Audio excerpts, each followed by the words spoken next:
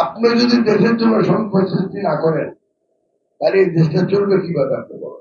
এবারের ত্রয়োদশ জাতীয় সংসদ নির্বাচনে সারা দেশে যতজন প্রার্থী হয়েছেন সবচেয়ে ধনাঢ্য প্রার্থী হচ্ছেন আব্দুল আওয়াল মিন্টু। ফেনী ৩ সোনাগাজী আসনের প্রার্থী জনাব আব্দুল আওয়াল মিন্টু সাহেব।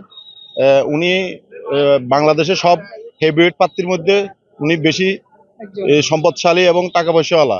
সুতরাং আমরা চাই উনি চাইলে সোনাগাজীর উন্নয়নের জন্য সবসময় অবদান রেখে আসছেন, সামনে আরো বেশি অবদান রাখবেন। আসলে উনি বাংলাদেশে হাতে গোনা কয়েকজন ব্যক্তির মধ্যে উনি একজন, যেমন আব্দুল আওয়াল মিন্টু ভাই।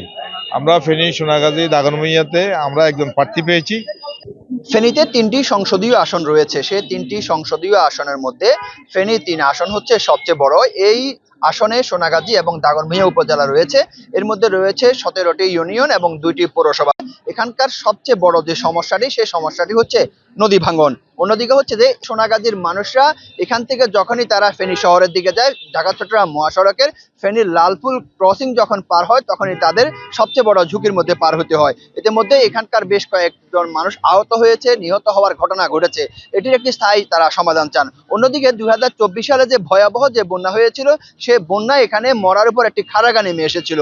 সেটি হচ্ছে যে পার্শ্ববর্তী যে নোয়াখালী যে কোম্পানিগঞ্জ উপজেলার মুছাপুর যে রেগুলেটর রয়েছে, সেই রেগুলেটরটি ভেঙে যাওয়ার কারণে জোয়ারের পানি এই সকল এলাকায় এসে এখানকার মানুষের জানমালের ক্ষতি করছে। ছোট ফেনী নদী, বড় ফেনী নদী, মুহুরী নদী এবং কালিদাস পাহালিয়া নদীর রয়েছে। এই সকল নদীর পাড়ে যারা বসবাস করছেন তাদের জানমালের ক্ষতি হচ্ছে। আমরা এখানকার বাসিন্দাদের সাথে কথা বলবো।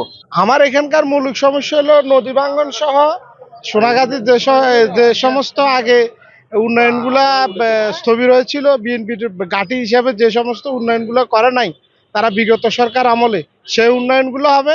আর অর্থনৈতিক অঞ্চলটা সচল করা, আর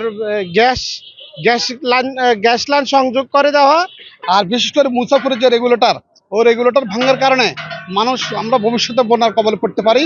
এই মুসাফর যাতে রেগুলেটরটা অতি দ্রুত সমাধান হয়, তাহলে সোনাগাজী মানুষ বন্যা থেকে বাঁচতে পারবে। আমরা ইতিমধ্যে পরিলক্ষিত হয়েছি, সেটা হচ্ছে আমাদের ফেনী 3 আসনের যে প্রার্থী যারা আছেন, আমরা জানি প্রতিনিধি প্রার্থীরা আমাদেরকে বিভিন্ন প্রতিশ্রুতি দিচ্ছেন। তবে আমাদের এখানে সবচেয়ে বড় সমস্যা যেটি, সেটি হচ্ছে আমাদের গ্যাসের প্রয়োজন সোনাগাজীর উপজেলাবাসীর জন্য। এর পাশাপাশি আমাদের নদী ভাঙ্গন এবং আমাদের মুসাফুর ক্লোজার সহ লালফলের যে ফ্লাইওভার, আমরা ফ্লাইওভারটা আমরা দ্রুত বাস্তবায়ন চাই।